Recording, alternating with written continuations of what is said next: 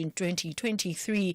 Magistrate Vincent Latwayo. You will be facing the charges as outlined in the indictments, which your attorneys will discuss with you. At a glance, I see there are 1 up to 11 counts that you will be facing. You are to remain in custody until then. Several Johannesburg suburbs are to remain without power after a fire affected the observatory and Boulevard stations. Johannesburg Emergency Services responded to an underground fire in the inner city last night.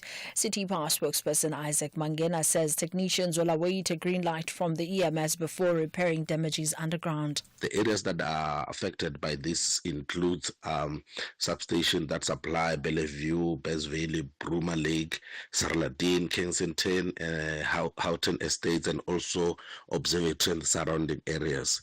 These areas will remain off until the assessment is completed, along with the necessary repairs that we are supposed to do. It is unclear at this stage what sparked the fire, but we are deeply worried about the repeated cases of the fires and in the underground tunnels, most of which are caused by the acts of theft and vandalism there.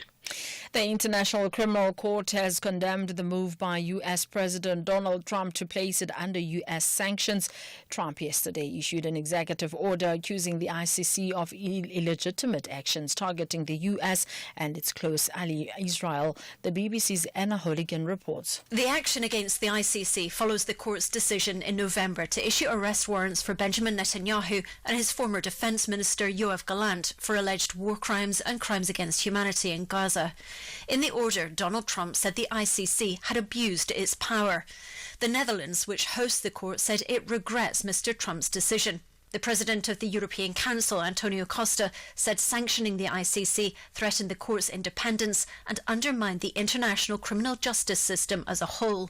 The ICC had been preparing workarounds to minimise disruption, paying salaries months in advance.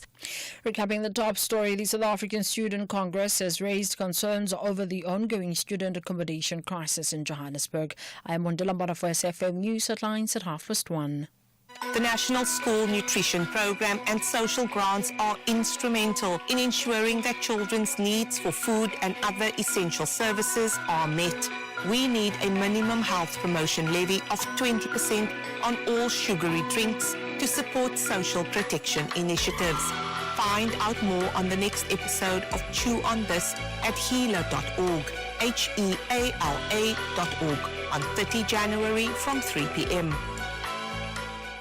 The Mangaung Metro Municipality is hosting an investment summit to bring investment to Bloemfontein. The summit will take place on 19 and 20 February at the City Hall and aims to bring together different economic role players from across the country and abroad. To be part of the summit or for more info, call 073 184 8972 or send an email to summit@mangaung.co.za. Mangaung, at the heart of it all. Hi, I'm Khomotso KG Mweketi, and I believe in music's ability to connect, to heal, to remind, and to bring joy. And each week on my Saturday and Sunday show Seasons, right here on SAFM 104 to 107 nationwide, I endeavor to do just that. So join the movement of Seasons every Saturday and Sunday, 10 a.m. to 1 p.m. It's addictive. You might invite a friend. Seasons, only on SAFM 104 to 107 nationwide, with me, KG Mweketi. Choosing something to watch shouldn't feel like a full-time job. Scrolling, second-guessing, and landing on the same comfort show just to dodge the "you started watching it without me" chat? Well, here's something that's actually faster than choosing a show: getting your car covered online with Santam. It takes just 2 minutes to switch, and all you have to do is visit santam.co.za. Santam, this is freedom. The Full Circle with Bridget Masinga, Monday to Friday, 1 to 3 p.m.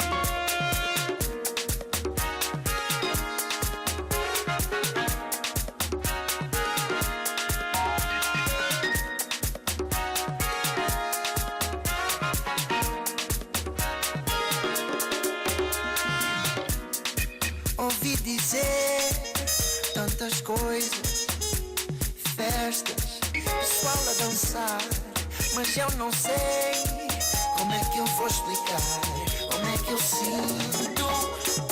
Ouvi dizer que hoje é o dia, o nosso dia, um dia feliz.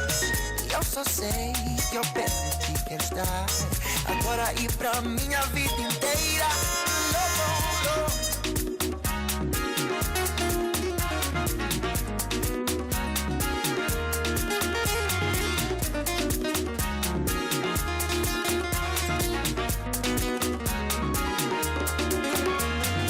Ouvi dizer que hoje é o dia, o nosso dia, um dia feliz.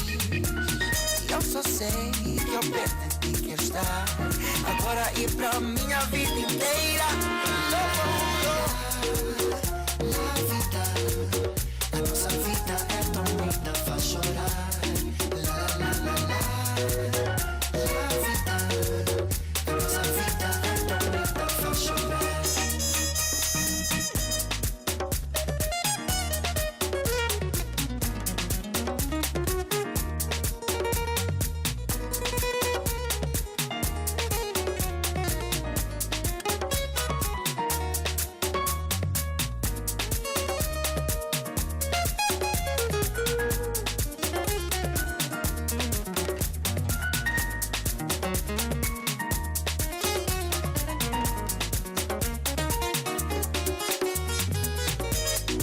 Eu estou a ver o mundo inteiro unido na beleza da vida. Eu estou sentindo neste momento aqui, quando eu te conheci. Oh Maria, vem daí comigo, me deixa te mostrar o mundo inteiro.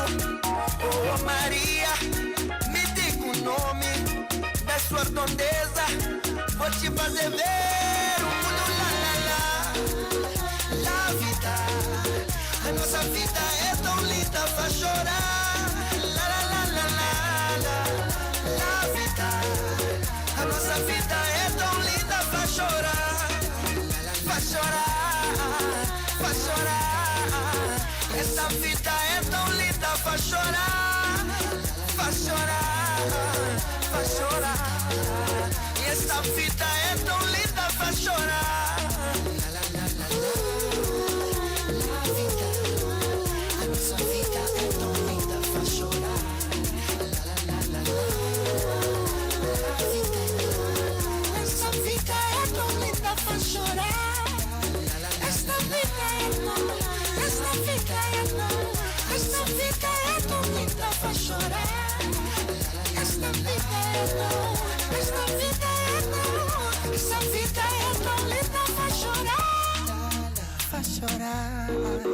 Faz chorar, esta vida é tão linda, faz chorar.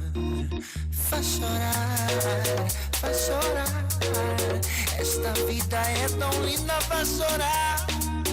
Faz chorar, faz chorar, faz chorar, esta vida faz chorar. Faz chorar, faz chorar, essa vida é tão linda, faz chorar.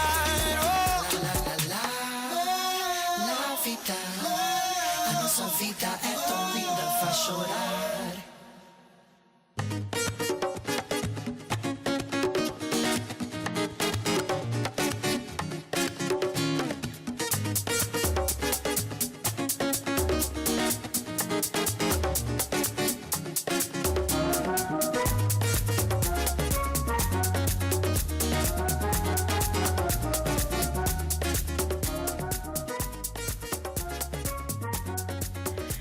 It is Mikasa coming through with La Vida, and this one comes from their 2012 release, from the self-titled album Mikasa. And this particular album actually, I think, goes down as probably their most important body of work thus far, because it gave us the hits that we love from Mikasa, the likes of Streets and, of course, Heavenly Sent. And it went on the album to win Best Album of the Year, Group of the Year and Record of the Year for Heavenly Sent at the South African Music Awards. That is how we kick off the show this afternoon. It's just gone 1:15 on this fine Friday from our side of the country, holding things down in Johannesburg while all the excitement is still very much in Cape Town in the Western Cape after the SONA address that transpired last night. And of course today we know that it's the annual presidential golf event that's been underway during the course of the moment. It was beautiful to switch on SABC News 404 and hear our Sophie Mugwena's voice in the morning, in part play golf commentator, right down to the tonage that is often used by golf commentators. They like to whisper everything. So it was wonderful. She was, quite great at introducing us to all the respective players that were taking to the first hole to tee off, and even shaded a few ministers or so for their sort of shorthand there. And I thought, our Sophie, the only advice, because I know she listens to the show, the only advice I would now give, because I don't play golf myself, it's a sport that I don't necessarily, I don't understand, I'm not quite fond of, but if you're going to continue with the golf commentary annually, you must now just take it one step further, and you must now actually learn the golf terminology so that you can give us proper, robust commentary. That is how we kick off the show today. We've got lots going on. On Friday we take things nice and light. And I know that you probably want to reflect back on the SONA speech yesterday, and you're more than welcome to absolutely do that. On 061-410-4107 is our WhatsApp line. You can send us WhatsApp voice notes. I'd love to know whether or not you felt like this year's SONA speech left you inspired, perhaps, and ready to tackle the future of the country. Roll up your sleeves and be a part of the change, or perhaps you felt like it was just the same old. And that seemed to be the tone from a lot of the opposition parties coming out of Parliament yesterday, saying, well, listen, it's the same old.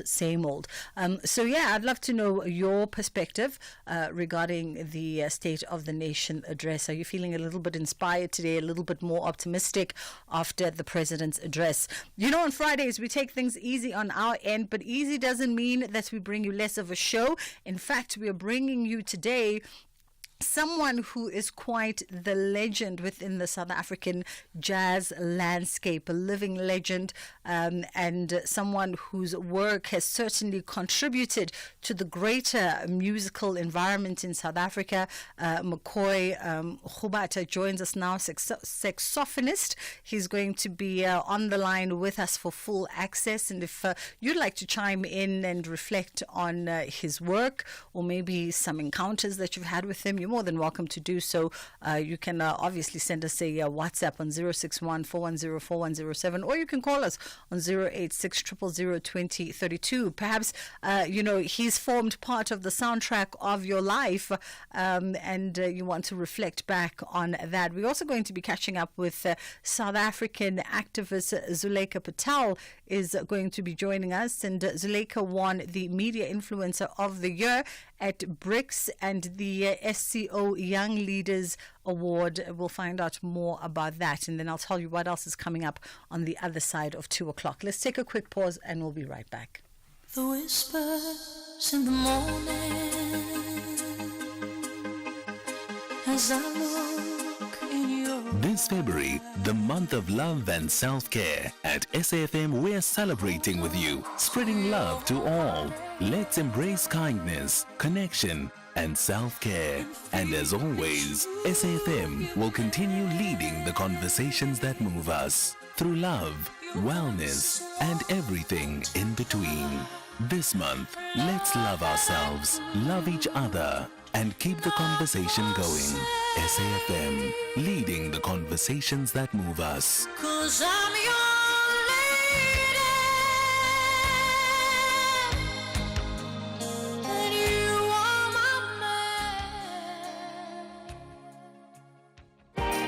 listening to Bridget Masinga on SAFM. I forget that it is the month of love, also my birthday month. Right now, we're going to get into a conversation for full access with South African living jazz legend McCoy Mkhubata. Joins us now, internationally acclaimed saxophonist, as we talk jazz, we talk life, and of course, we reflect back on 30 years of South Africa's democracy. Having started this journey as a young lad, born and bred in Langa, to becoming internationally acclaimed, his music has become a powerful bridge between tradition and innovation. How are you doing, But McCoy? Are you good? I'm good, thank you, Bridget. Good, especially talking to you, listening to you, now and then. Yeah, I'm very good.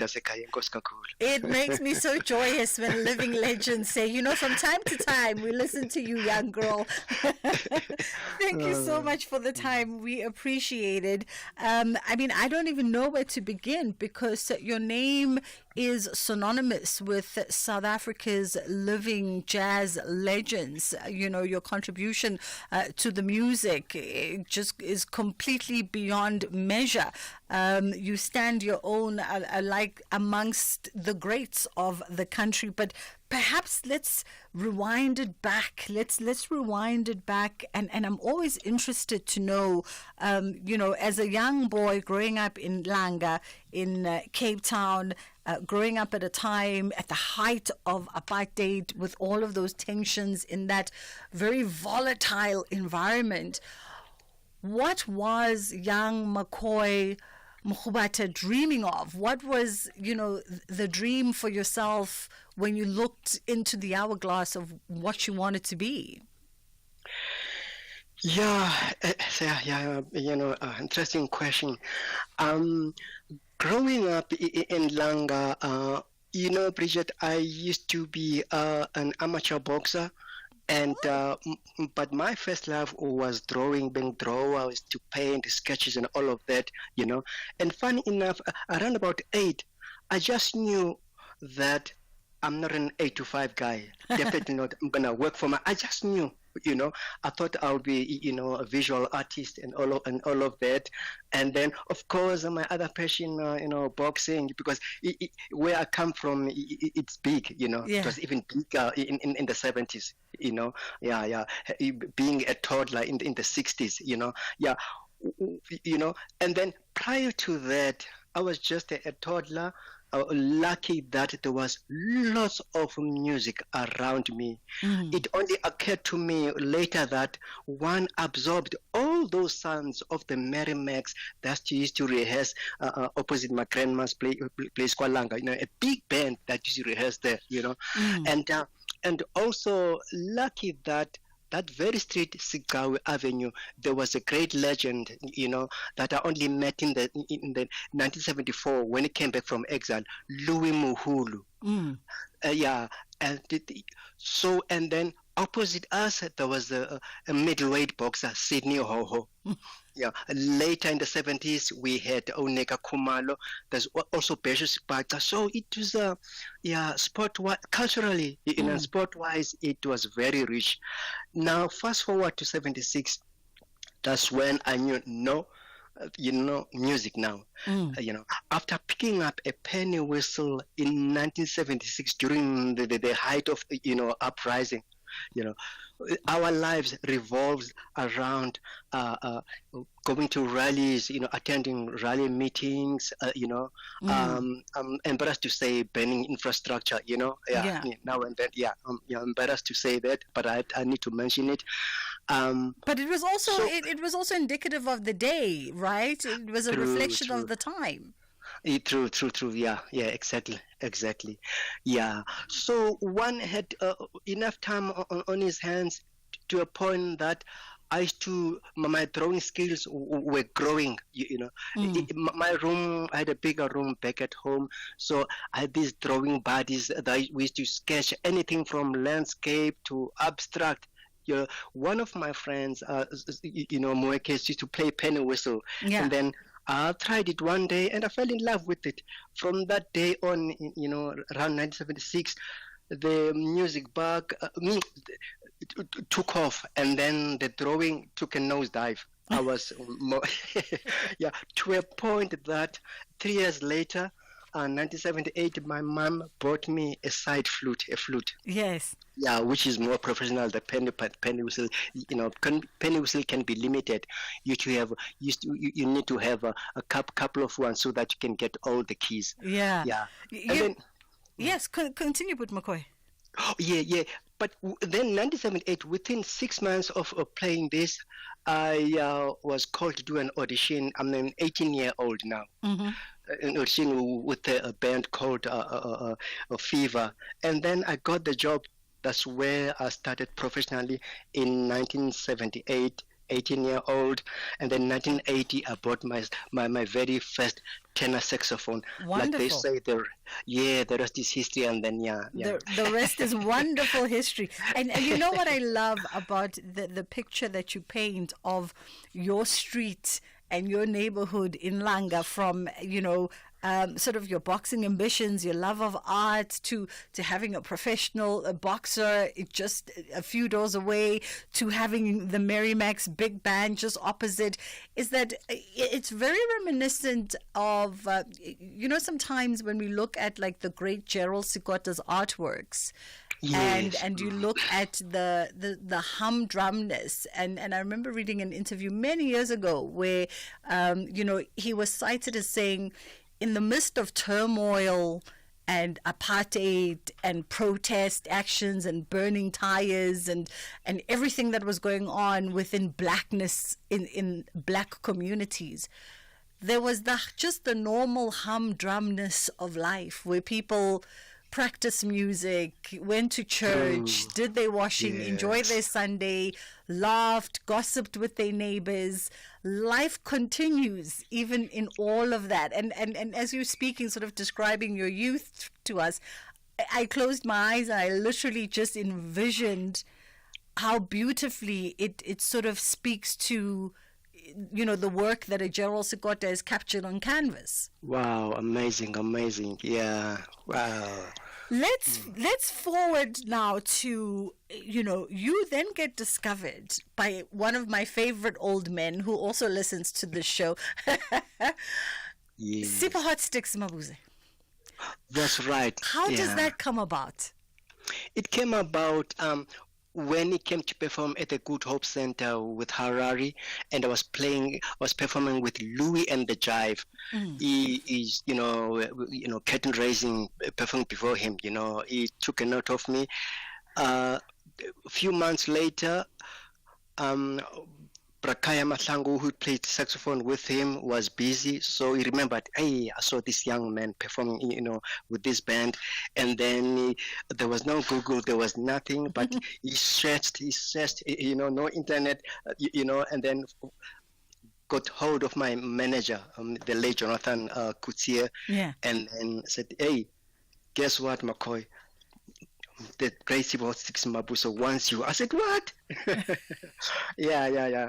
And then that was now back in 1987, and then I never looked back, and I joined his band. I worked with him for a year, and my 4 children are born here. I've been, in Johannesburg ever since. Yeah. Through Mr. Hostix Mabuse. Lovely. And what I love is that you guys still work together till today, because with this upcoming Diamond City Jazz Festival, of which he's the festival director, and also on the lineup, you guys are going to be working together once again. I want to take a quick pause here for the headline news, and then we'll come back on the other side and continue our conversation with the living legend. McCoy Mkhubat joins us, saxophonist today. 061-410-4107 if you'd like to share memory perhaps, or share the impact that his music has had on your youth. Thank you, Bridget. In the news headlines on SAFM, I am Mondelambana, and a very good day. Health unions in KwaZulu-Natal say they are not satisfied by the measures announced by President Cyril Ramaphosa during the State of the Nation address regarding measures to bring healthcare to all South Africans. The South African Student Congress has raised concerns over the ongoing student accommodation crisis in Johannesburg, and China says it regrets Panama's decision to withdraw from its Belt and Road Infrastructure Program. The Panamanian government announced its decision after facing pressure from the U.S. President Donald Trump administration over the operation of its vital shipping canal. A full update follows at the top of the hour. SFM, playing your music.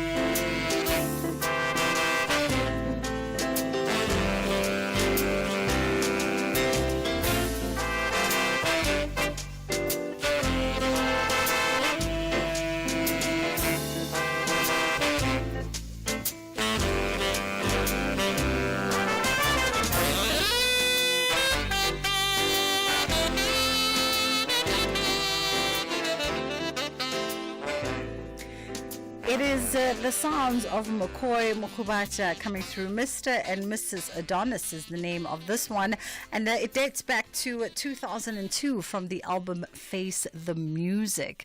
Okay, let's reflect on this, but McCoy. Mr. and Mrs. Adonis, interesting title for the song. Is there a story behind it? Yeah, there is. It's a tribute to my late grandparents. Mr. William Adonis, Emily Adonis, back in Langa. Yeah, I love them to bits. Yeah, they, brought us up. Yeah, as you know, a lot of times black families, the dynamics are such that Utata Gecko, the father, takes a hike. There was a time in the 60s when my dad just, left, just like that. My mom was stuck with us, and she took us to my grandma's place, hence I'm always talking about Langa. I see. Yeah. It's only in 1975 that I moved to Guguletu. But upbringing from being a toddler until 1975 was in Langa, the township. I see. Yes. The great Gwen Ansell once described Face the Music, the album, as an album that demands we admire him. I mean, a very respected voice and doyen of arts and culture. And when someone writes that the album demands that we admire him, would you say that there's been a particular body of work that really shifted the trajectory of your career, or shifted how you were perceived as a musician within the discipline of jazz? Yeah, so this album, Face and Music and Who Like It, the albums that really shifted the narrative and also showed my growth and shaped, our sound. I hear from younger guys similarities, Yeah, as much as I'm influenced by the late Chuma Sekela and the living legends Ibrahim, and Winston Mankunku. So for instance, the guy whom I work with in the States, Seton Hawkins, that's the album that got him to love South African music is through Face the Music. And then he says, luckily, in the early 2000s, there was Facebook, there was internet. It was easy to find me. Hence, he got me to put a band together so we can tour the States. And that's when I formed Uhadi with Hebi Tswaedi, Paul Henma, Mama Sbungle Kumalo, Faya Fagun, and Badenhorst on drums. Yeah, initially he loved me, but then his boss, Winton Masali, said, "Hey man, we hear you dig this McCoy guy. Why don't you get him to bring other, band leaders so that we hear what the South African music is all about, because they know a lot about the late great Huma Segela, yes, Miriam Makeba. They wanted more, so I had to form that band so that we can make this concoction of great guys, and as well, who Hardy was born to really spread the word in the States, and hence our careers took off from then on. Yeah, wonderful stuff. I want to go to WhatsApp. We've got some WhatsApp voice notes for you. 061-410-4107 is our WhatsApp line. Great. Mr. and Mrs. Adonis, you need to ask Bridget. You must do us all a favor and find out. I've never really got to get an opportunity to know who is Mr. and Mrs. Adonis. Now you've got a living legend there, Khadeb Mkulua, Abraham McCoy. Bridget, my very, very first ever jazz album was Who Like It.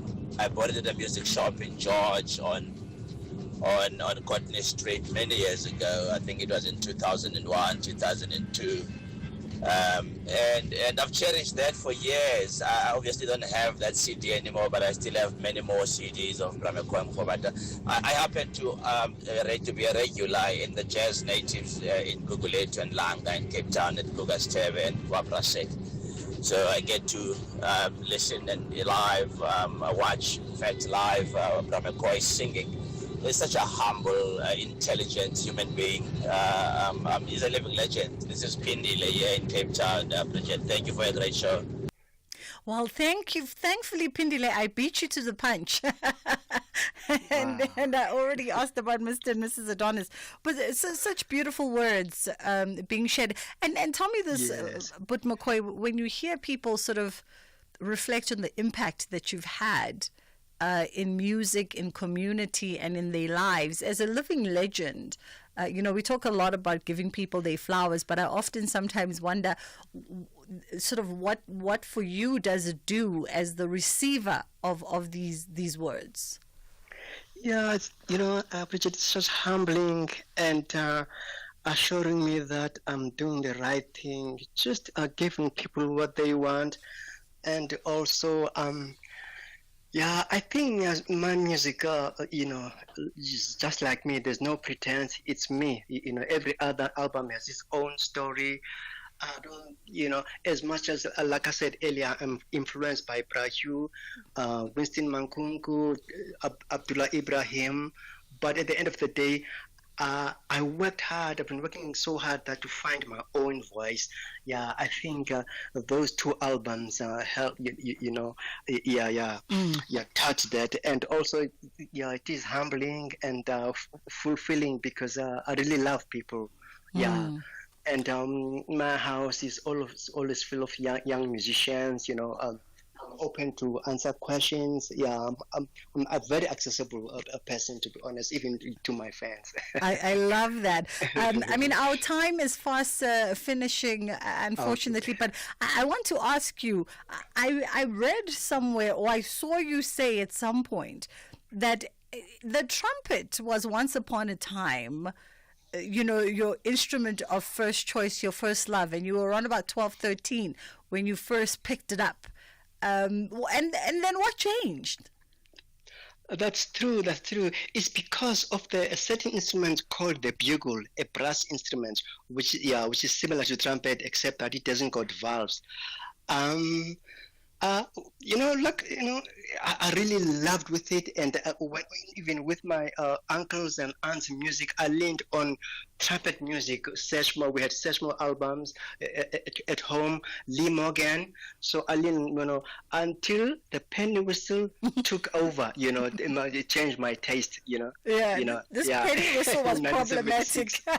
This penny whistle was problematic. Speaking of the penny whistle, I just want to ask you quickly as we wrap it up. I went diving on your Instagram and I saw you've got a little grandson, Kaya. And you guys have jam sessions together. This penny whistle refuses to go away. It really does. Yes. So are you passing on the musical gene to him? Yes, slowly getting there. Yes, he does a little, penny whistle and piano. Yeah, and he loves singing. He sings along with his dad when they do my piano things. Yeah, he knows all the lyrics. Yes. Lovely. Well, listen, thank you so much for the time this afternoon, But McCoy Mkhubata. Much appreciated. South African. May I squeeze in 2 more appearances of mine? Yes, I know you're going to be at the Diamond City Jazz Festival. Diamond City Jazz Festival. Before then, the next day after Valentine's, I'll be in Cape Town with Charlie Lowe at Artscape Theatre. All right. Yeah. So on the 15th, you're at Artscape with Charlie Lowe. Artscape, Charlie Lowe, I'm his guest. And then on the 3rd of March at the 250 on Cedar, I'll be featuring 2 friends of mine, Paul Henma and Prince Lingwasa. All right. Give me that last one again. Yeah, 250 on Cedar in 4 ways. It's a beautiful, elegant restaurant where I'll be featuring Paul Henma and Prince Lingwasa with my band, of course. Wonderful stuff. And then the big one, the Diamond City Jazz Festival, of course, on the 29th of March. Absolutely. We love a jam-packed schedule. That was a living legend, saxophonist McCoy Mkhubata joining us this afternoon. We're going to take a quick pause and then we come back on the other side of this. Reigning champions and rock leaders Masanda Wana have a massive task to deliver maximum points to Korkop. But the Buccaneers are eyeing the top spot. They want to paint the capital city in black and white. Miguel Cardoso is up against Jose Rivero. This is the Betway Premiership. Witness Mzanti's beautiful game. Mamelodi Sundowns FC versus Orlando Pirates FC. This Saturday, 8 February at 2:30 p.m. Live on SABC 1 and 3:30 p.m. on SABC radio stations. Also available at your fingertips on SABC Plus. Proudly brought to you by SABC Sport.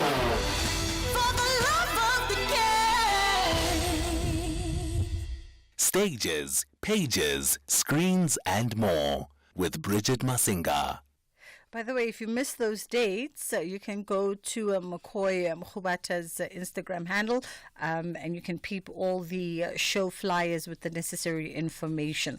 All right, stages, pages, screens and more. Diary of a Single Woman is coming to the State Theatre, and this is a production that's written by Shola Dada, and we've got Tebogo Titinti joining us now, who's the conversation strategist at the South African Theatre. How are you doing this afternoon, Tebogo? I'm very well, ma'am. Thank you so much for having me. How are you doing? I'm great, thank you. So much activation at the South African State Theatre. I love it. Last year, you guys had a very robust itinerary, and it seems as though you're carrying that over to 2025 as well.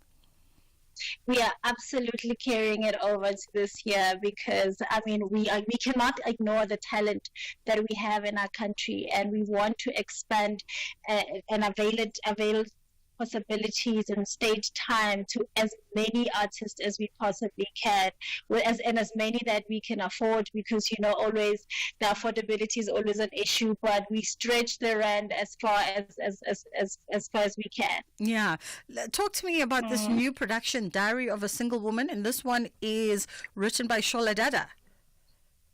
Oh yeah, I think we're all familiar with Shola Dada's writing, thought-provoking, incredibly emotional, it pulls at your heartstrings. And the Diary of a Single Woman is a story that almost every single one of us can relate with, be it as a woman or as a child that was raised by a single woman.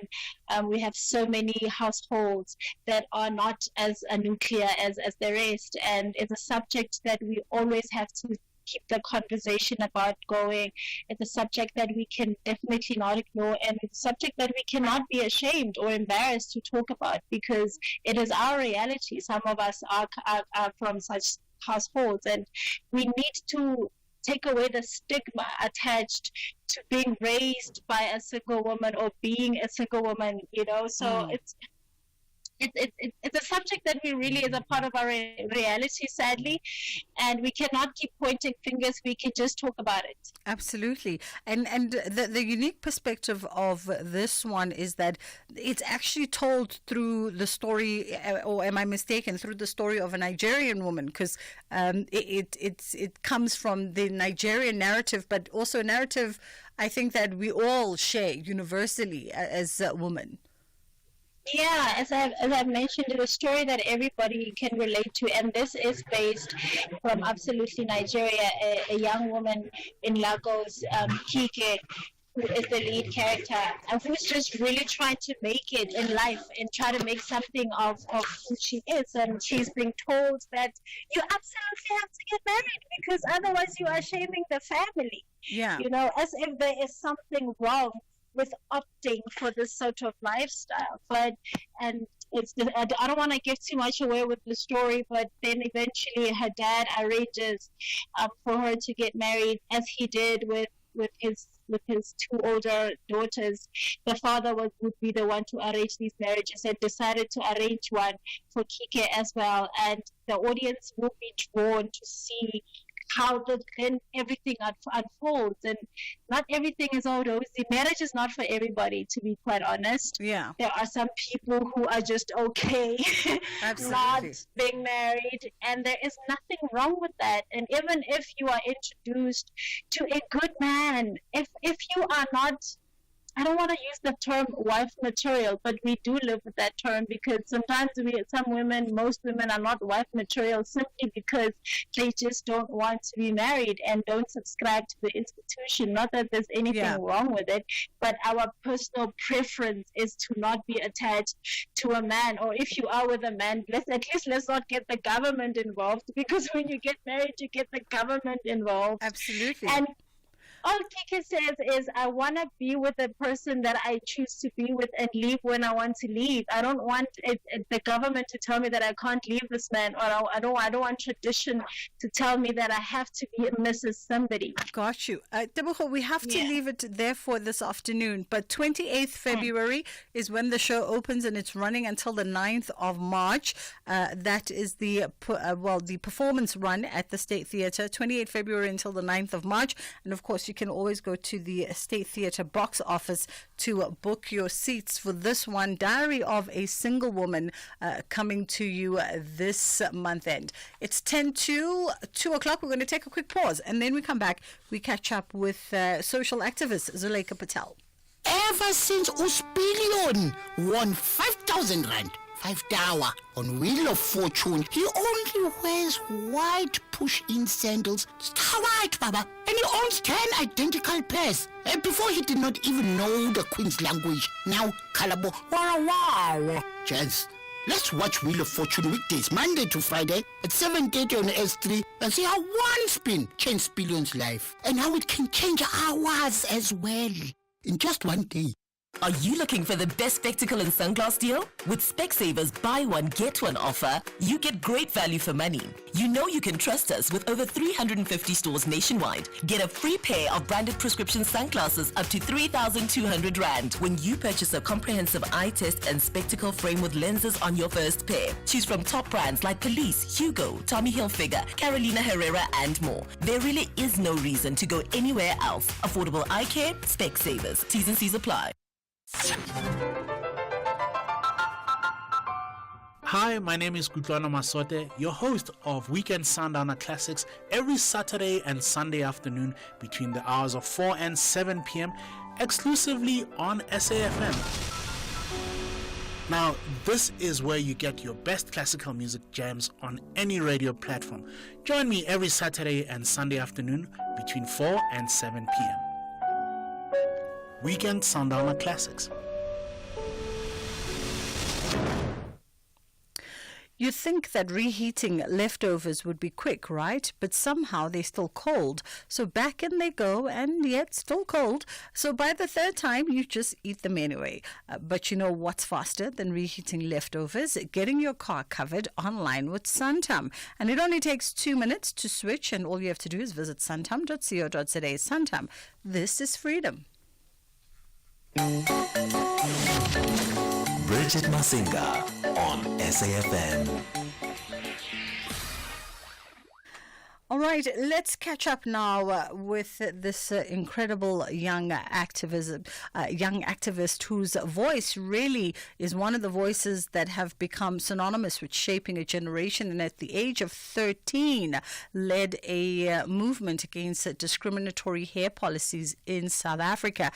Folks will never forget the visuals of a very defiant 13-year-old Zuleika Patel. How are you doing this afternoon? Afternoon. Thank you for having me. I'm well, thank you. How are you? I'm great. Only but a pleasure.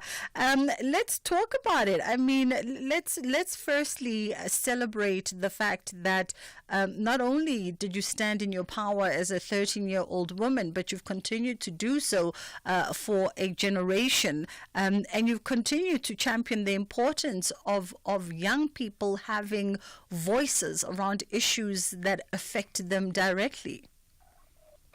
Yes, I have. And I recently won the BRICS SCO Young Leader Award, which was an absolute honor because I've won the award in the category of media influencer for being able to use the media to change the narrative and use the media as a tool to drive a narrative of social change. How important is it for young people to be more asserted, in global issues and domestic issues, as well as just, social issues that impact them on a daily basis? It's really, really imperative that young people have a voice on social issues because young people are the largest demographic of people, not just in South Africa, on the continent, but globally young people make up the largest demographic.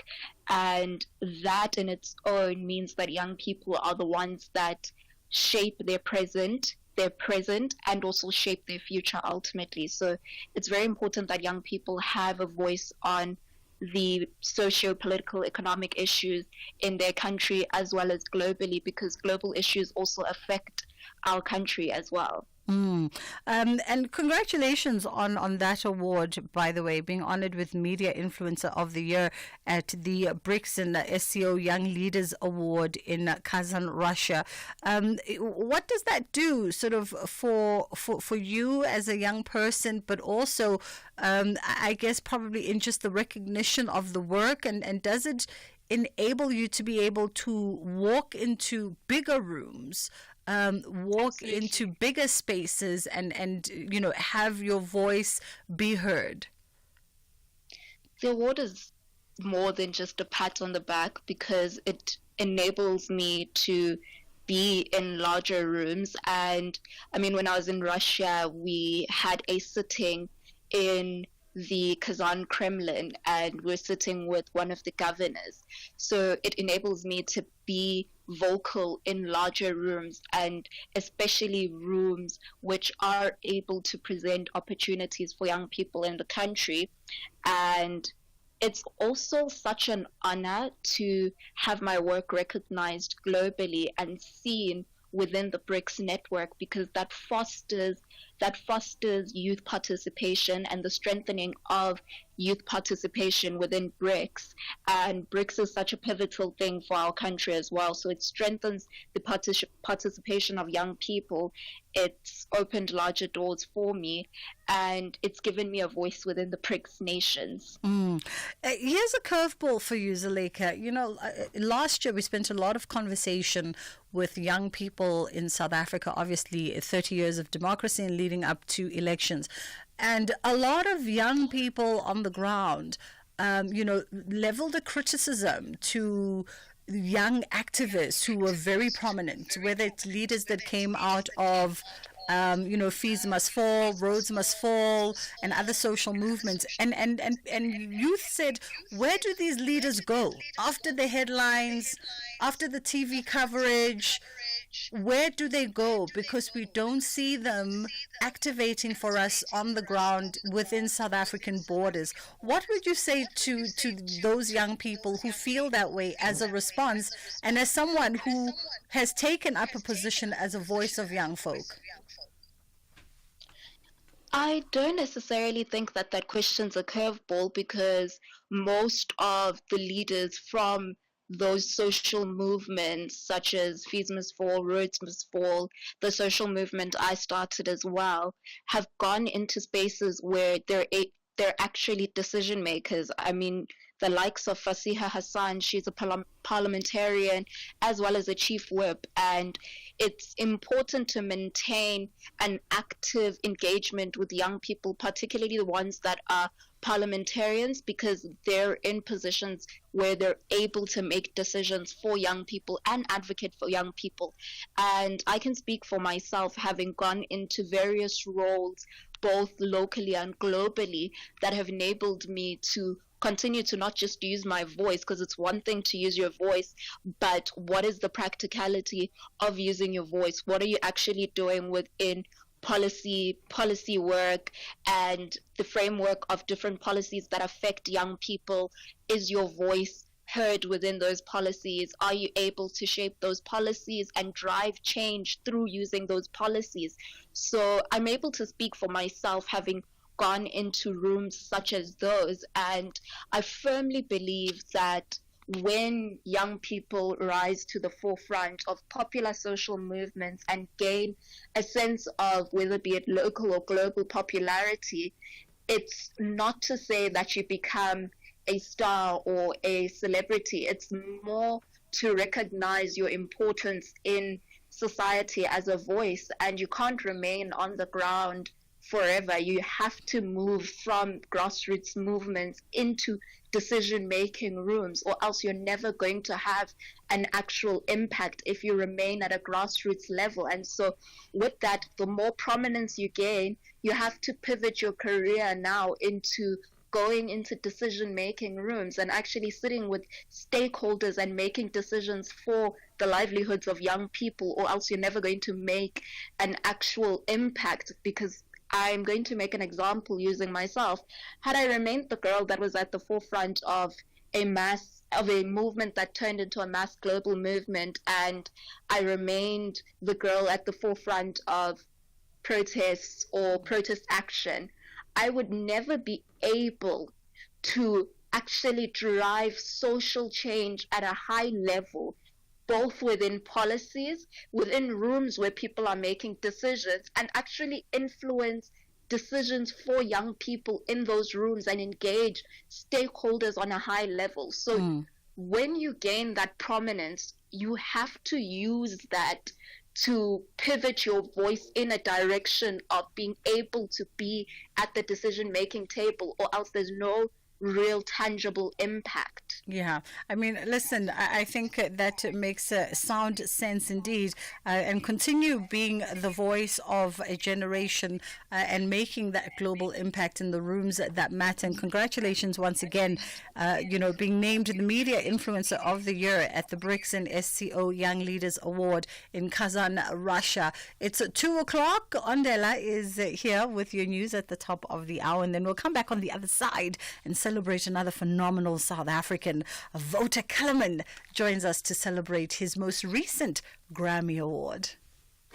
You're listening to Bridget Masinga on SAFM. Essential cover from Outsurance pays out cash in cash, allowing you to choose your own panel beater. Simply SMS CAR to 43187 now.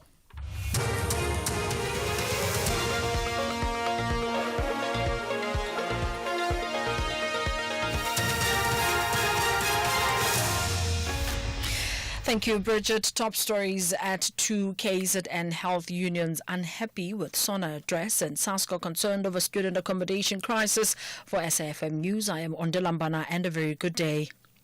Health unions in KwaZulu-Natal say they are not satisfied by the measures announced by President Cyril Ramaphosa during the State of the Nation address regarding measures to bring healthcare to all South Africans. During last night's SONA, President Ramaphosa emphasized that once fully implemented, the NHI will save many lives. However, the Public Servants Association and the National Education, Health and Allied Workers Union both say the healthcare system as it stands in KZN has collapsed. PSA Provincial Manager Mlungisi Ndlovu raises the issue of staff shortages at state hospitals and clinics. We are very disappointed as PSA because you have heard in the past week that doctors, unemployed doctors were on the street. There are no doctors in hospital as we speak. There are no pharmacies in hospital as we speak. The infrastructure is in the bad condition. You can go to Prince Mshie and they are still using asbestos. So as PSA in the province, we are saying the president has given this State of the Nation address, but things are very bad in our province. The South African Student Congress has raised concerns over the ongoing student accommodation crisis in Johannesburg. Hundreds of University of Johannesburg students have found themselves stranded without a place to stay despite paying a fee for private accommodations. SASCO's Gauteng chairperson Yandisa Mhlelembana says they question the accommodation administration fee system taking place in the city. The university is renovating about 2 big student accommodation on campus, which has caused a lot of backlog in terms of student accommodation. Normally, first years would prefer to stay on campus than off-campus private student accommodation. But however, now they are forced to look for this private accommodation that have top-ups on top of what NFSAS offers. They have this booking fee or admin fee to reserve your room, which costs around 500 to 700. That when you have paid it, you are not guaranteed to get the room. That is where our worry is. Mhlelembana claims that landlords are using the accommodation administration fee to respond to debt owed by NSFAS. I know student accommodation that has the capacity of 1,200 beds that has not received a single payment from last year. So we believe that these landlords have decided that let them create this self-created problem of a student accommodation, especially that is going to impact a NFSA student, so that there is sufficient attention for them to get their money. Northern Cape Police Diving Unit have retrieved the body of a 36-year-old man who fell into a well in Ronaldsvlei in Kimberley. The police say the family of the man reported him missing on Wednesday. The police have opened an inquest and are appealing to anyone with information that can assist in the investigation to come forward. Provincial Police spokesperson Sergio Koch elaborates. Police managed to successfully retrieve the body from the water pit, and unfortunately the man is deceased, and we do ask that anyone with information can just contact the nearest police station. At this stage, we'll be investigating an inquest into the death of the 36-year-old male. China says it regrets Panama's decision to withdraw from its Belt and Road Infrastructure program. The Panamanian government announced its decision after facing pressure from the U.S. President Donald Trump administration over the operation of its vital shipping canal. A Chinese Foreign Ministry spokesman, Lin Jian, urged Panama to resist external influences. China firmly opposes the US using pressure and coercion to smear and undermine Belt and Road cooperation. Beijing regrets Panama's decision not to renew the Memorandum of Understanding. The Belt and Road Initiative is an economic cooperation initiative with over 150 countries, including more than 20 in Latin America, actively participating. Recapping the top story, health unions in KwaZulu-Natal say they are not satisfied by the measures announced by President Cyril Ramaphosa during the State of the Nation address regarding measures to bring healthcare to all South Africans. I am Ondilambana for SFM News Headlines at 2:30. And that's the news for this hour. Theft, accident and 1 million rand liability cover, all covered by Outsurance Essential. And you can get yourself a quote today by simply SMSing car to 43187. So this month, you could fall head over heels in love with low-cost insurance for your older car. With Outsurance Essential, accident claims are paid in cash, so you can choose the panel beater that you want to use. You can even top it up with motor warranty, which covers you for mechanical or electrical breakdowns. Get saving with Outsurance Essential for unfinanced cars that are older than 5 years and valued at less than 130,000 rand. Simply SMS car to 43187. That's car to 43187. And remember that Outsurance is a licensed insurer in FSP, and T's and C's do apply. Across South Africa, online and on radio. SAFM, let's talk.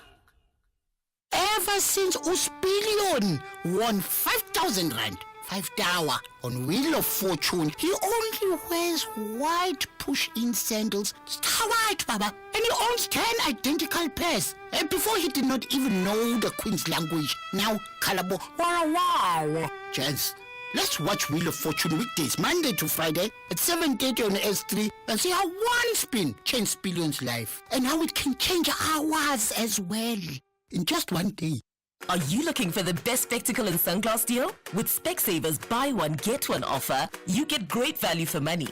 You know you can trust us with over 350 stores nationwide. Get a free pair of branded prescription sunglasses up to 3,200 rand when you purchase a comprehensive eye test and spectacle frame with lenses on your first pair. Choose from top brands like Police, Hugo, Tommy Hilfiger, Carolina Herrera and more. There really is no reason to go anywhere else. Affordable eye care, Specsavers. T's and C's apply. The Full Circle with Bridget Masinga, Monday to Friday, 1 to 3 p.m.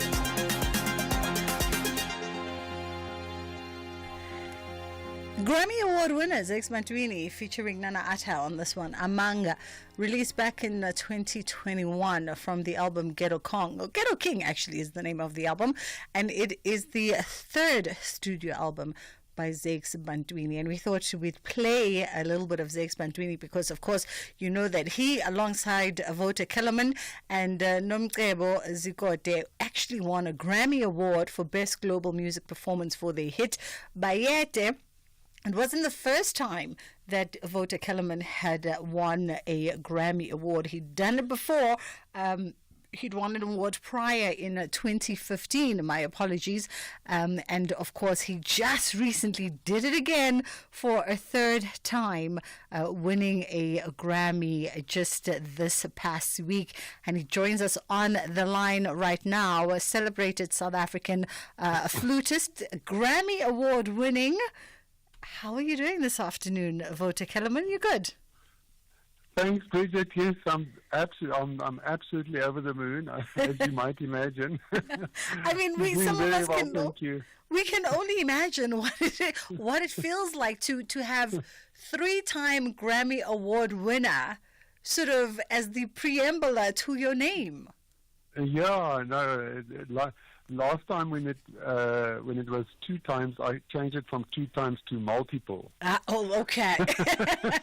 Well, listen, if I were you, I'd just want people to count. You know, multiple award winner. I love it. I love it. I love it indeed. Does it still feel... And we don't know how it sort of goes. Clue us in as to how it goes. You know, you create the body of work, you put out the album, the record labels do the submissions, and then who's the person that calls you or emails you to say, well, hey, you've been nominated for a Grammy once again? Yeah, actually there are 13,000 voting members. These are all musicians, producers or engineers. They're all creatives. Mm-hmm. They are mostly in the US, but all over the world. So they vote. They decide. So you voted by your peers, by other musicians. So that makes it even more special because it's to a distinguished ear that that you've been nominated. So what happens is they announce the nominations. Usually in November. So nobody calls you. You wait for months for that day. You find out with us. You tune into the nominations announcement broadcast. So that's how it happens. And then obviously everybody goes to the Grammys, and we went out to LA last week, and for the big event. So it's very exciting. It's just a beautiful moment where music gets celebrated. Absolutely. Do you at any point when you start, and I mean, one day I'm going to even ask Beyonce this question. Do you at any point, once you start winning your first Grammy, I can imagine comes as no matter how great your album is, even if you've gotten all the fanfare throughout the sort of run, the marketing run of your album, I can almost imagine that the first Grammy comes as a shock for everybody. But once you've sort of crossed two, and you're kind of like, oh, okay, I'm kind of familiar with this world now. Is it still like a pleasant surprise, like a jaw-dropping surprise when your name is announced, or do you go in there thinking, hey, well, listen, I've got a 50-50 chance here? Yeah, no, it's still mind-blowing for me because there's 5 nominees on that in each category. So you got a 1 in 5 chance. But I mean, just to be nominated as one of the top 5 in the world in that genre, which is amazing. But then to it's all about the music. We work so incredibly hard on the music, and when you make the music, you don't know whether people are going to get what you're trying to say. You might be completely on your own island, and people might not understand. So to get that recognition of all the work that you do is just a super special moment, and also it takes the music a little bit further. So more people will listen to it, and that's in the end, you don't make music just for yourself. You make it to be heard. So it's really very special to get that Grammy win, which then takes the music on another plane to a different level. Absolutely. I want us to take a quick break here, Avota, and then we'll come back on the other side and we'll get into this new project as well as just rewinding back time perhaps to a younger Avota Kellerman and some of his influences. It's just gone 20 past 2 o'clock on the Full Circle with myself, Bridget Masinga. Action is getting tougher in the second half of the league. The Folks want to ease off pressure with a win, but the Eagles aim to fly with 3 points to remain in the top 5. This is the Bundesliga, football as it's meant to be. Catch Borussia Mönchengladbach FC versus Eintracht Frankfurt FC on Saturday, 8 February at 7:30 p.m. live on SABC Sport on DTT Channel 4. Also available everywhere, for everyone, always on SABC Plus and SABCSport.com. Proudly brought to you by SABC Sport. For the love of the game. Santam can cover your car in just 2 minutes. That's faster than staring into your fridge, convinced there's nothing to eat, with hopes that something new magically appears. Only to end up ordering the same meal you had yesterday. Get your car covered in just 2 minutes so you can live in the moment, not in the worry. Visit santam.co.za. Santam, this is freedom. Santam is an authorized FSP, a licensed non-life insurer and controlling company for its group companies. Hi, I'm Zycard. Catch me every Saturday from 7 to 9 p.m. on Spotlight as we bring you blow-by-blow sporting action, news. That's Spotlight every Saturday. You don't want to miss it. You're listening to Bridget Masinga on SAFM. All right, we are catching up with South African flutist now, multi-Grammy Award-winning flutist Avota Kellerman. Of course, he's won his fair share of South African music awards as well, having been nominated a total of 13 times and still counting. And he continues to dominate the industry both locally as well as abroad.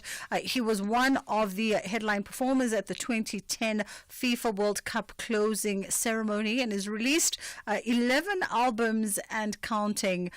He's also got an honorary doctorate, and the music has taken him to stages far and wide, including the very famous New York Carnegie Hall. And I actually wanted to find out a bit about this new project. Tell us more about this current album. This current album is a collaboration between myself and the Indian singer Chandrika Tandon and the Japanese cellist Eru Matsumoto. And it's an album that we specifically made with the power of music to heal in mind. So it's an album of healing music, so it's very peaceful, and basically we're really focusing on generating positive energy and sending that into the world. You seem to me, Avota, in sort of the few years I've now become familiar with the name and the music and its contribution to the South African musical landscape. You strike me as somebody who's very deliberate about the power of collaboration, and that also is very testament to the wins that you've sort of amassed in your career. The majority of them coming through projects that have been collaborative projects with artists that are outside of your genre of practice. Exactly, yeah. Music bridges barriers, it crosses barriers, and it builds bridges. So across cultural lines, across language lines, we somehow linked with an invisible line going back thousands of years to a common ancestry, and music somehow connects us. So that's how I feel, and this project is especially, it's from India to Japan to South Africa, and for us to find a common sweet spot where we can meet is just magical. And, you know, the last project that won a Grammy was with Mxebo Zikode and Jakes Mthweni, as you mentioned. So completely different genres. So I find it very exciting, and I find it very natural to cross over into all the different genres. You know, working with choirs, for example, we did a lot of work with the Global Youth Choir and the Mzansi Youth Choir, trying to broadcast their talents to the world as well. And we put it all on YouTube and on Spotify, and then try and export South African spirit to the world, because we've got this incredible richness in South Africa that we don't even value enough. You know, only when I started traveling did I realize how valuable it is. And since then, I've been trying to let the world know about it.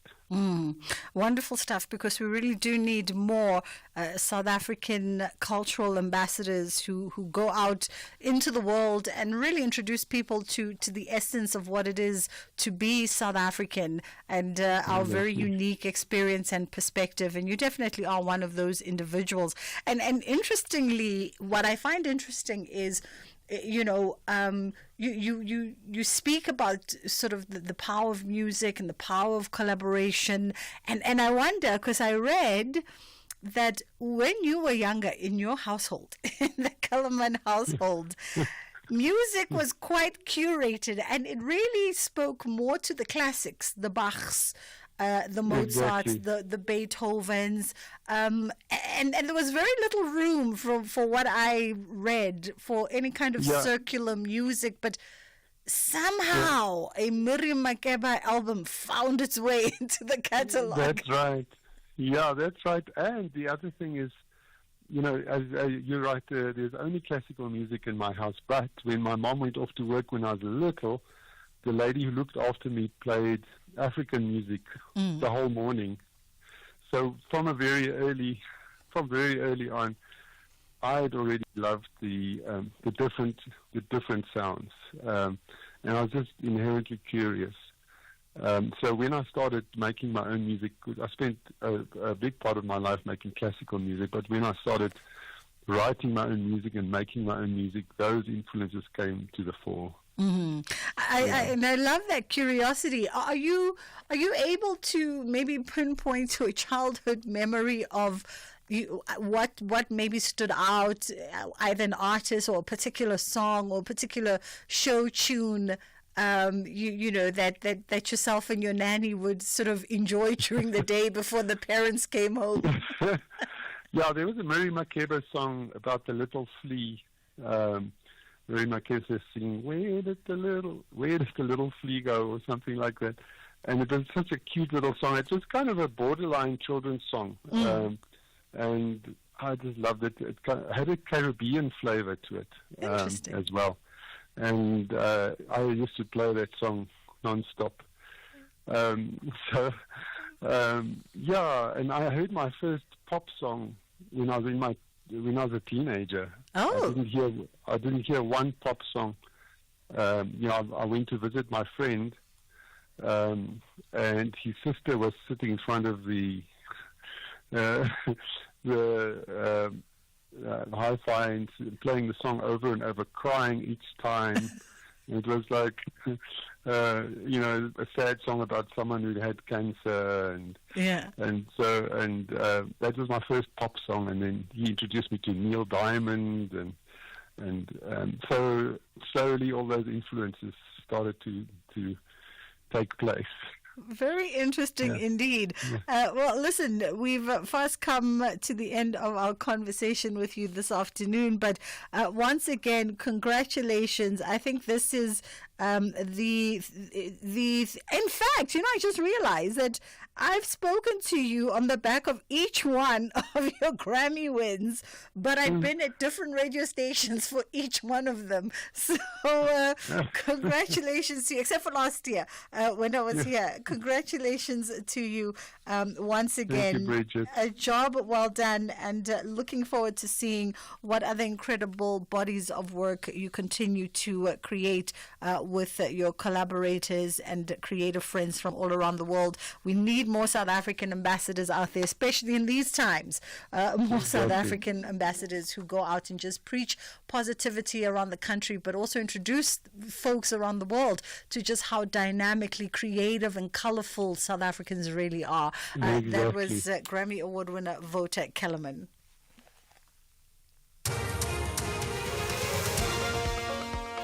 Thank you, Bridget. In the news headlines, the Communications Workers Union has warned that there is a huge possibility the South African Post Office may cease functioning at the end of this month. Health unions in KwaZulu-Natal say they are not satisfied by the measures announced by President Cyril Ramaphosa during the State of the Nation address regarding measures to bring healthcare to all South Africans, and leaders of several nationalist European parties are due to gather in Madrid under the slogan Make Europe Great Again in a meeting convened by the Patriots for Europe group. A full update follows at the top of the hour. Bridget Masinga on SAFM.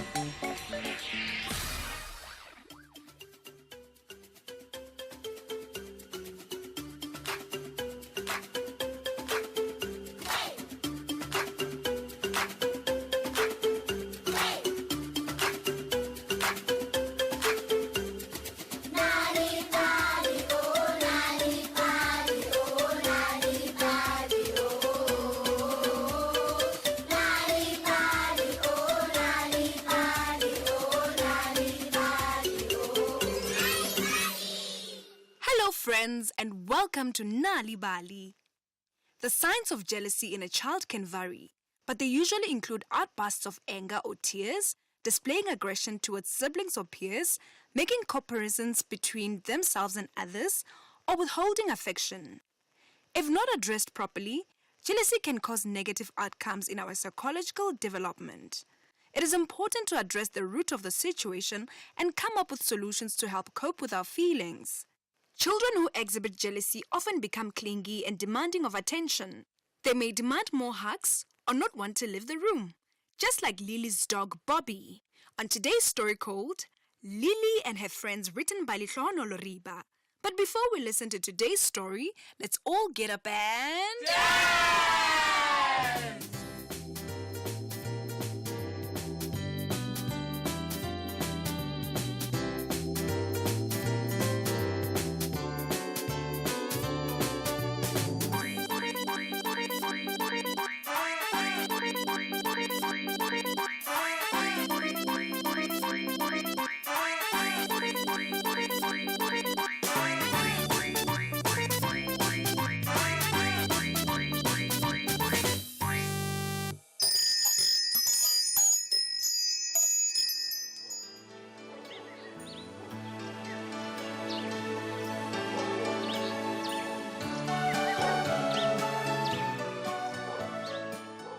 Once upon a time, there was a girl named Lily who loved animals.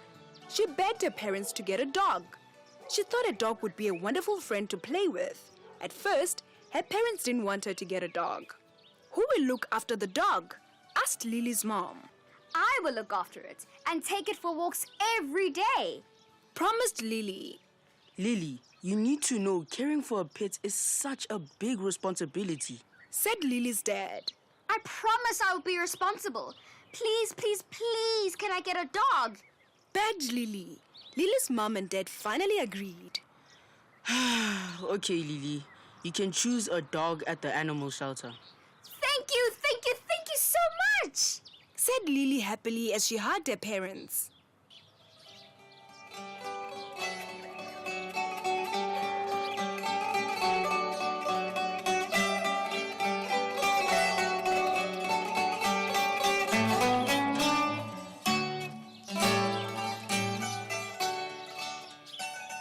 The next day, Lily chose a friendly brown dog. I will call him Bobby, said Lily. Lily loved Bobby. They did everything together. Bobby walked with Lily to school every morning, and he was waiting at the school gate to walk home with her every afternoon. They played games together. Bobby's bed was next to Lily's in her bedroom. Bobby's bowl was next to Lily's chair at the table. Lily and Bobby were inseparable. Lily's parents saw how happy she was with Bobby. They also saw how good Lily was at caring for Bobby. They decided to get her another dog. They chose a little white puppy with black spots.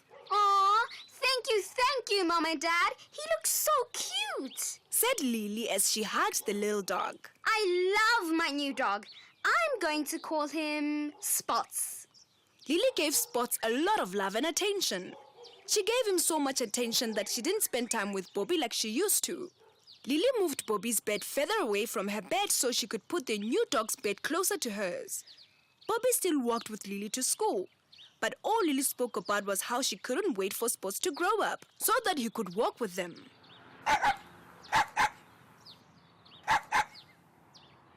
Lily moved Bobby's bowl. She put the puppy's bowl closer to hers, right in the place where Bobby's bowl used to be. Bobby was very sad.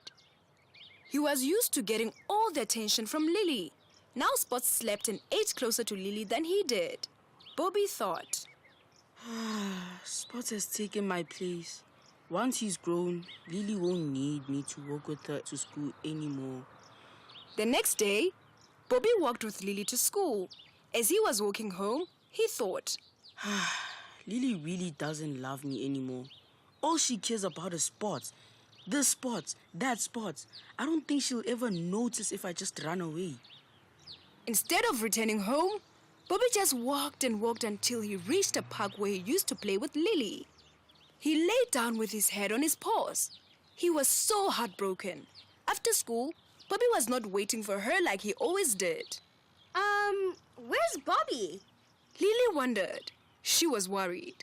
She decided to walk home alone. She hoped she would meet Bobby along the way, but she didn't. As she got nearer to home, Lily thought, I will definitely find Bobby at home. Maybe he's just not feeling well. That's why he didn't come to walk with me. When Lily got home, she ran to check Bobby's bed, but he wasn't there. She asked her mom, Mom, have you seen Bobby? He wasn't waiting for me at school today. No, I haven't. He didn't come back after walking with you to school this morning, Mom said. Now Lily was very worried. Lily and her parents went out to look for Bobby. They went to all Lily and Bobby's favorite places. They called his name as they went. Bobby! Bobby! Bobby! Bobby! It was starting to get dark, so Lily's mom said, I think we should go home now and continue searching tomorrow. No, please. I'm not ready to give up looking for him, begged Lily with tears in her eyes. Please, Mom. There's just one more park. He could have gone there. When they reached the park, it was dark. Lily was desperately calling out. Bobby! Bobby, please come out. We have to go home. As tears ran down her cheeks, Bobby was surprised to hear Lily calling his name. He didn't think she would come looking for him. Hearing Lily call his name made him feel so special, so he ran to her. Lily was so happy to see Bobby. She gave him a very big hug.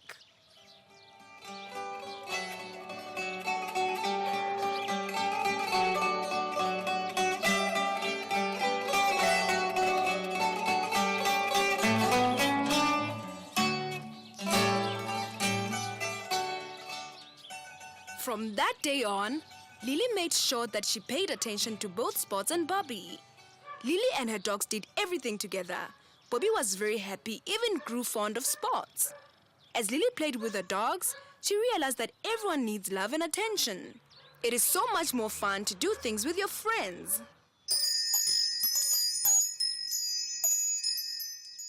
And so we come to the end of another Nali Bali story time. Today's story was called Lily and Her Friends, written by Litlono Loriba.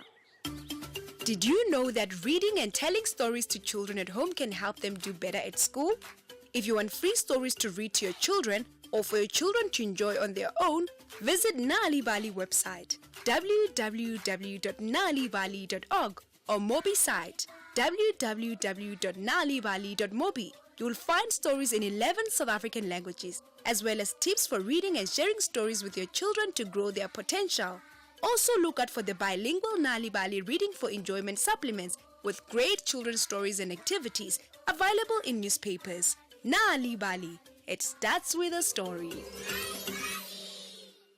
The National Pulse, weekdays, 3 to 6 p.m. In terms of the ANZ's response to what Donald Trump said, a lot of your thoughts around the response has been less to Trump but more to AfriForum. Why so? Because we know, and I'm sure you also know, that they have traveled to the U.S. in particular to speak about this very issue that Donald Trump is responding to. That's not being the first time that they had done so. We are responding to them in the main because they are South Africans. We should be able to work with each other in finding solutions to the South African problem. Lindiwe Zulu, the ANC National Executive Committee member. You're listening to the National Pulse on SAFM. Missed it? Find the podcast at safm.co.za. These are the weekend shows on SAFM. Music of Africa with Shayla Ndikumana. The Jet Set Breakfast with Michelle Constant. Seasons with Khomotso KG Mweketsi.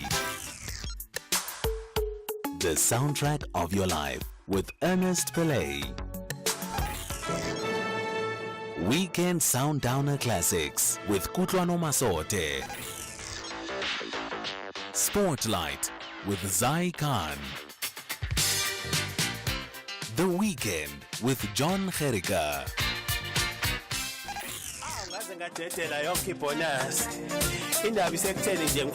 Rhythm of Africa with Shayla Ndikumana. This is SAFM. Bertha Charuma on SAFM. I could be a girl who finds herself a knight in shining armor. But my financial status is horror. I owe everywhere. Do I then sit? Do I preempt what my situation is like? I mean, is it that important that we talk about our debts? It's really, really important, especially if you're going to go into a committed relationship where you potentially might move in together or you might get married. I think we know, and I think in a lot of ways, that financial issues are one of the biggest reasons why relationships break. Queen Malobane is our provincial general manager at Metropolitan. The Chill Zone with Bertha Charuma. Missed it? Find the podcast at safm.co.za. You're listening to Bridget Masinga on SAFM.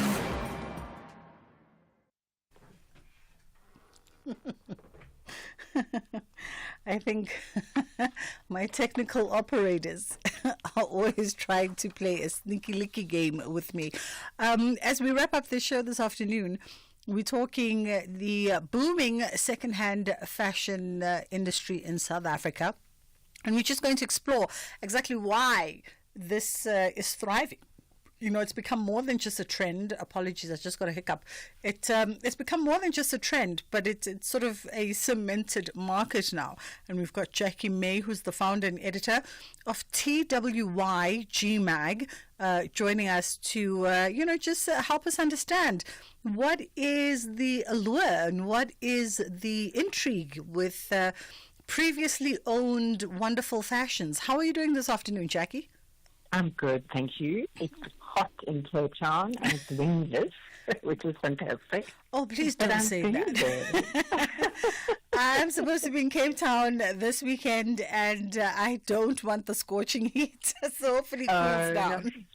It's not as hot as it has been, so it should be okay. Wonderful. Appreciate the time with you this afternoon. I think firstly maybe let's just get a little bit of history around, is it TWY GMag, and what does the acronym stand for? Twig. It's actually not an acronym, it's a misspelling of twig. So when I launched it, it was a real problem trying to think of a name. And I was trying to think of something fresh and new and a new direction and something that would align with eco and green, but not use the words eco and green. I wanted to use bloom, but bloom has already been registered with somebody else. And then I thought, another word, twig, let's twig it, twig. And then I tried to trying to register that, and Twig with an I had already been registered, so I thought, oh, well, let me just misspell it. And there is an ancient spelling of that word in the English language for a new twig, a new branch, a new, so I thought, I like that. Oh, wonderful. So basically, it is a content production. It started off as an online magazine talking about sustainability and sustainable lifestyle options, and we kind of developed into an organization that also creates change. So we call it a creative, a change agency as well as a magazine. We do events. We do the Africa Textile Talks. We do Sustainable Fashion Awards. We do Swap and Men's. We do a slow fashion festival. We're doing an event at Salton Sea, which is a food foraging organization in Scarborough. We're going to try and bring our thoughts around food systems and fashion systems together. And but predominantly we produce content around sustainable fashion and try and explore the ways that we can, as people and citizens who wear clothes, how we can reduce our impact on planet and on people, because the fashion system has become an incredibly complex and difficult system, and there's a lot of labor abuse that happens. We don't pay the full price of clothes, which means that people get paid very, very little to produce a lot of what we wear. Absolutely. And this has become very much an important conversation around the fashion industry, right?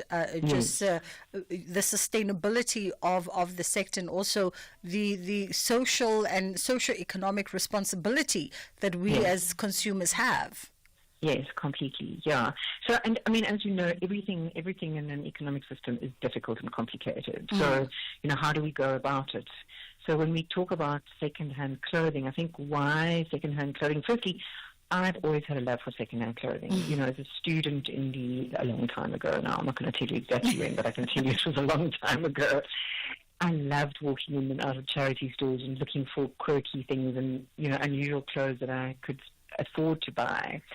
And for me, it always meant I could stand out, and there was something a little bit different about what I, wore.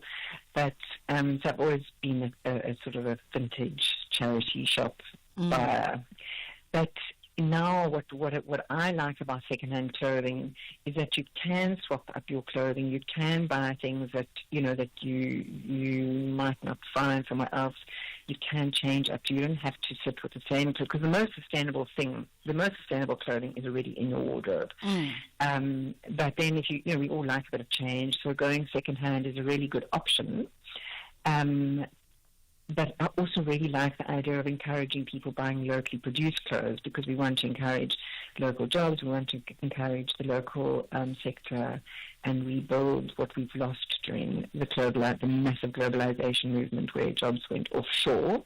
But then we've got to start thinking, oh my God, but other people working in other countries, their jobs are also very important. So we don't want them to lose their jobs because we want to grow out. It's very complicated to start thinking about that. But there are lots of good reasons to buy second-hand clothes and local clothes. Absolutely. And there's been quite the boom and quite the growth in the market. I mean, I recall, about 10, 15 years ago when people would sort of go bale hunting, folks would it's almost like you had to say it underneath your breath, like it wasn't an acceptable thing. But now, just hunting for secondhand fashions has seen quite the significant growth, and it's become quite in vogue. What has sort of aided that shift in attitude by consumers? I think definitely, I mean, perhaps it's the fact that, our RAND needs to go further. Yeah. We have to find ways to, and I think there's something quite creative about it. People like the idea of scratching around, looking for something that they could maybe change up and turn into something funky. There's also, the possibility of finding something from a brand that you would never be able to afford. If you bought it new, you might, who knows, you might find I don't know, I'm just going to use Gucci. It's very unlikely, because a lot of the stuff has already been sorted at source for all the things that might have a higher value. But I actually was in the second-hand market recently, and I saw a pair of Vega shoes, and I love the Vega brand. So there to see something that was almost brand new for next to nothing was, that's a real win. But so I think it's that. I think the stigma has gone away. I think for a long time there was still a stigma in South Africa as we shouldn't be wearing second-hand clothes, that it's not socially acceptable to wear second-hand clothes. Whereas I think that has changed. I think the stigma of wearing second-hand clothes has changed, and I hope it has. I hope it has in all places and spaces, because we shouldn't stigmatize somebody wearing second-hand clothes or hand-me-downs. It should be something that should be respected. I think it should be something seen as a kudos to you for wearing somebody else's clothes that they don't want to wear. Absolutely. and I've always been rather sort of partial. I love the term of pre-loved clothes, right? Because oftentimes these aren't clothes that have sort of been discarded because of whatever malice or whatever reason, but it's a multitude of things, and a lot of times I see it with myself when I clear my closet. You have a debate with yourself, should I let it go, shouldn't I let it go? Or you hold on to some pieces, I want this one to go to someone who's really going to love it and cherish it, and there's a lot of emotional attachment to the process. So I'm always these clothes are all pre-loved because they all come with a story, someone's story. I know, and I can't get rid of any more of my clothes because I think everything has a story, but my body shape has changed. I'm now, things change in your life. Your body shape changes, certain things are just not appropriate at a certain age. So there are very good reasons, as you said, to get rid of things. And as you say, a lot of them have got beautiful stories that you've got memories, and you needed them to go to a home that will take care and love them. So those are good points. But there is something just to, we also need to be a little concerned, and the cautions I worry about when you talk about the bales. A lot of those bales may not be legally coming into the country because the government is trying to protect our industry. So there are certain things that can legally come into the country, which is coats during a certain time of the year. I can't remember all the legislation, but most of the clothes coming in through the borders from international second-hand clothing businesses are illegal, and it's dumping. They're dumping waste on the country. It's called dumping. You've seen the images of what's happening in Accra and Ghana, where I think enormous amounts of clothing is coming in every week. And a lot of that is just waste because it's not good enough clothing to sell. They can't do anything with it, so it ends up in the beaches and the rivers, and because the municipal system can't cope with the influx of waste clothes. And we just need to be a little bit careful of that distinction of are we being used as a dumping site, or are we just in our country engaging in kind of peer-to-peer swapping or selling? So that's why I quite love the Yaga model. I don't know if you know it. It's an online site where a lot of people are starting up their own little second-hand clothes, and some people are going out and sourcing clothes from those from the bales that they're finding, or from sources that might be imported second-hand waste, second-hand clothing, or let's call it excess waste. But there's also a lot of, as you said, clothes that you want to make sure get to a nice home. You saw Yaga shop, you put a price on it of 500 Rand or whatever, and it's nice for you to earn a bit of income. It's a nice way for somebody else to find something that they would love to wear. I love that way of thinking around the second-hand clothes. Absolutely. And that certainly is growing.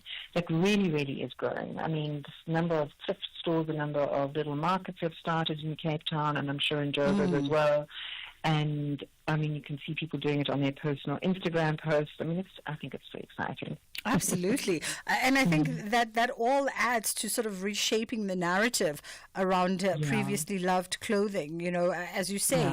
Especially the young new kids have quite taken to the art of thrifting and the art of clothes swapping. But we've also seen big brands, and I've noticed some of the big detergent brands have been big drivers around the clothes swaps and making that fashionable. Yes, completely. The swaps are such fun because the swaps, you arrive at a swap, you have no idea what you're going to get, and some, we've done so many. We've been running them since before COVID. And, some days, some beautiful things come in and some people walk away feeling so lucky. And also depending on what time, it's very random. But it is just something that you've got to keep doing regularly. You've got to keep being hopeful, and you just, things that I have found on swaps have been magnificent. And sometimes I'm just happy to let the things go and not take anything in return. Absolutely. So it's really a wonderful social event as well. Yeah. The other thing that I want to touch on, Jackie, in our final moments is what you were mentioning around bales, right? And as you said, I thought, I do remember somewhere, somehow, and it could have been something that maybe I saw in one of the social media exchanges, activists highlighting the problem that these bales are creating, particularly in the global south. Talk to us a little bit about that, because I don't think a lot of people are conscientized to the fact that really this, these are clothes coming from other places in the world, essentially by folks who don't want them and want to get rid of them. And don't want to go through the process of also figuring out how to deal with this waste, because it can be an expensive exercise. So we have, the fashion industry has a big problem with excess production. So many more clothes are produced than we need. And there's some quote that's going around that there are enough clothes in circulation to dress people for the next, I don't know, so many years. I can't remember what it is, but there are more than enough clothes currently. And we keep with trends that change every season, now many seasons a year, keep driving people and persuading people to buy more and more clothes. We've got the hyper-fast fashion models. I mean, I'm not going to mention their names because I don't want to. Yeah. But driving people buying new clothes all the time. So obviously getting rid of clothes as well at the same time.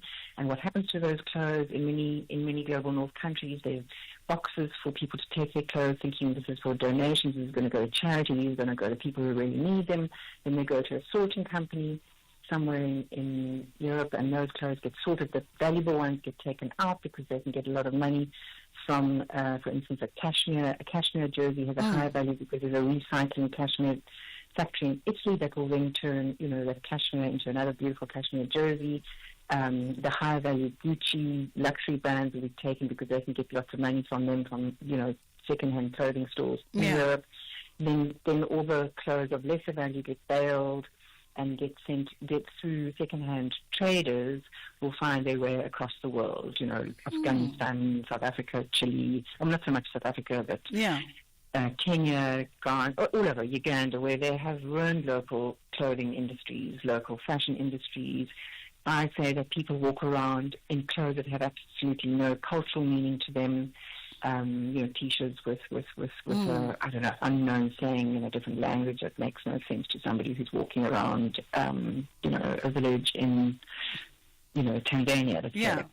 But it's also making people very used to paying very little for clothing. So those people all of us, we're not paying enough for the clothes and for the social and for the environmental extraction that happens to make clothes. But firstly, these clothes come to the country. A lot of them, a lot to Africa, to this global south. Some of them cannot be resold, cannot be upcycled. They get thrown away. Often the local towns or villages or cities don't have the infrastructure to get rid of those clothes in a responsible way, so they don't go to a decent landfill. They just land up in a open landfill or a unregulated one or an informal one, and just find their way into the environment. And if you don't know this, 60% of our clothing is made out of plastic. It's polyester, which means there's a big microfiber plastic pollution problem that happens with these clothes as well. Yeah, very interesting. And so we've got to be very careful. So we don't want to encourage it too much, because as the local government has got the clothing master plan, which they're really trying to implement to increase local production of clothing, to increase the number of jobs that are created in South Africa. So we really want people to buy locally manufactured clothes. And then when I say this, they say, oh, but they're expensive. But we're going to do our research, and they are perfectly reasonable, well-made clothes in our local outlets that are made locally. So we're trying to get people to understand that they don't have to buy from those fast fashion where you import, we're not going to use their names, but there are options. Mr. Price, Pick and Pay, buy local, Machine, they're all making things that are affordable. Absolutely. Jackie, we have to leave it there for this afternoon, but I think the order of the day is buy local, and even better still, get together with the Pre-Loved Clothing Market and Movement and go support your local thrift store, or go to an open market on a wonderful Sunday and enjoy the day. Find some nice vintage pieces. And of course, if you're one of our more younger millennial and Gen Z listeners, I know you're familiar with all of the spaces on social media that you can open up and sell your pre-loved clothes on. That's it from us this afternoon. How much can I bet you that part of the leading conversations today on the National Pulse is definitely going to be gauging your response to the President's State of the Nation address, which took place yesterday, and whether or not you're feeling some sense, I guess, of hope, optimism, or whatever your emotional meter and your emotional reader is saying this today, this afternoon. I know that will be part of the conversation. Ashraf is coming up at 3 right now, actually, from myself and my team. We are out of here. Have a good weekend. Thank you for listening. Onde Lambada, standing by.